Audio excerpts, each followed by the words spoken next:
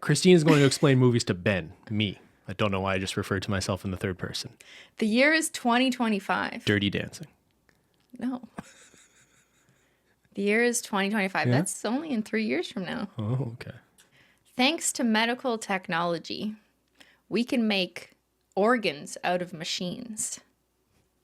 Because the year is 2025. Okay. That's what we're doing now. Out of machines, or you have the technology to grow organs? It's a biomechanical organ. So I guess Okay. that's like partly machine, technically. I don't know. In the movie, it's not that clear. iRobot. No.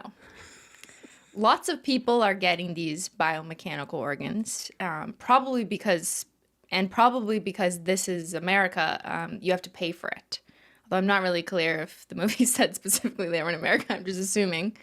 But you don't have to pay for these organs all up front. You do so on credit. Okay. So if you have to go to the hospital because like you need a heart transplant and there was a terrible accident, they just give you this biomechanical heart and then you got to pay for it later. But don't worry, you don't have to do it right away. Also, you didn't have a choice because like you just like showed up and they had to give you a heart. But now you're on a system where you owe money. So this is set in the U.S. That's what I'm presumably so okay. Based on you got to pay. And without these organs, of course, like you would die. You need your organs. You need your organs to live. Got it. But who makes sure that you're paying? So there's a Justin Timberlake. No, there's a group of payment enforcers who, after someone defaults on their credit or their bills, they locate the person who's defaulted and forcibly remove the organs. Oh, that's fun. If you're past due, we're taking your heart back. Yeah. Well, So all of this is like super interesting, I think, like Okay. that whole concept. sure. But the rest of the movie is mostly about like relationships between Between Scarlett Johansson and Justin Timberlake? like relationships between the enforcers, like they're two best friends, and then also relationship between one of the enforcers and their wife, and it's like blah blah blah. Like you don't care about any of that You stuff. I don't really care about that.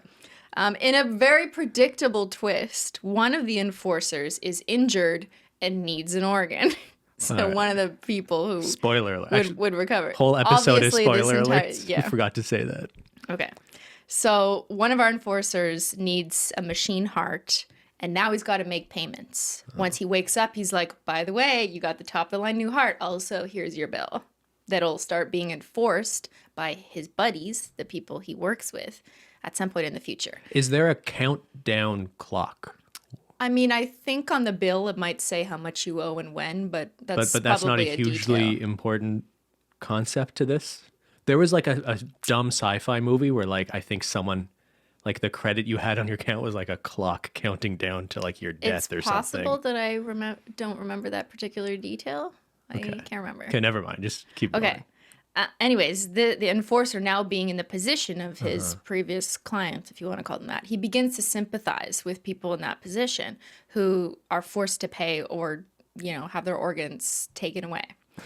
So he understands now the challenging position. He understands a little bit He more didn't about get it income before? inequality. No, he didn't. He was just doing his job. He was just doing his job, Sure. Okay. It's not like he owned the company. He was literally just an enforcer. Just taking people's organs and taking watching people's them die. organs. So, Yeah. it is what It's it really is. hard They to were supposed to understand pay why and they that's a didn't pay, terrible but thing. now he's in the position where he can't make the payments. He doesn't have money. He doesn't He doesn't pay have that well. much money. Stealing other people, repossessing organs doesn't pay well. I mean, maybe the owner of the company who makes the organs probably makes a lot. but the CEO's taking all the profit. Probably. Yeah. Anyways, some drama and action later. You can't skip over the parts that It are most of doesn't the really movie. The guy ends up deleting the accounts of the clients he was supposed to take Fight away the Club. organs from, to make up for his guilt in participating in this whole organ manufacturing industrial complex. There's some bombs that go off. There's some stuff that happens. And then there's another twist ending after that kind of predictable thing, for character building and whatever. Sure. At some point in all of the fighting, the main character, our enforcer, got injured so bad that he landed in a coma. So he not only had this heart in needing his heart to be replaced. So then at the end, we see him at the beach just chilling. And he's like, what why am I at the beach? What happened? This isn't the world that I thought I lived in. And as it turns out, he'd actually had some brain damage, and he's plugged into the beach through some neural network as a part of, we don't really know whether it's an experiment. Plugged into the beach? Yeah, I mean, I'm simplifying it. Well, I He's don't know actually what in a that coma, but in his mind. consciousness is at a beach. He's not actually alive in the real life where he was previously acting as an enforcer. This is just at the very end. So it's one of those endings where it's like, wait, what? Is he Bruce Willis? No. Is this movie called like The Island? No. Is it called The Collector? No. You really don't know? Should I I feel know? like you've Is this a seen big this. movie? You think I've seen this movie? It sounds goofy It was as released in hell. 2010. That's why Okay. they thought that 2025 we would have like amazing Fire. medical advancements and like, Yeah. I don't think we have mechanical hearts floating around all the time here, but People are getting billed. I do not know what you're people talking still about. are getting billed. Yeah, that is true. Do you think this is a big, like, you think people watching this will know this movie? It's not like this is an Avengers movie. Well, I know. Okay, yeah. But it's like a pretty popular movie. Like there's an actor or There's an actress in actor it? who you absolutely know in it. Yes, it's not that obscure. Okay. Do you want to tell me who that person is? Jude Law. Oh, no. This isn't Gattaca. No, That's a really good movie. But kind of maybe I just did a bad job at very explaining it. vaguely.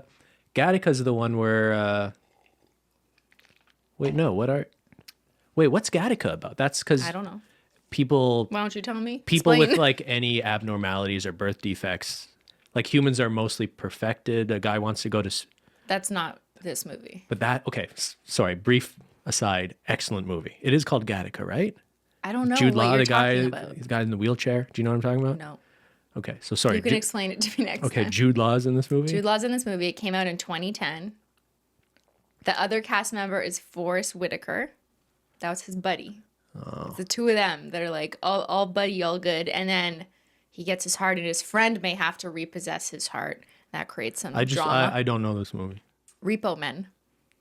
Okay, I You never heard the recognize title? the title of that movie. I have not seen this movie.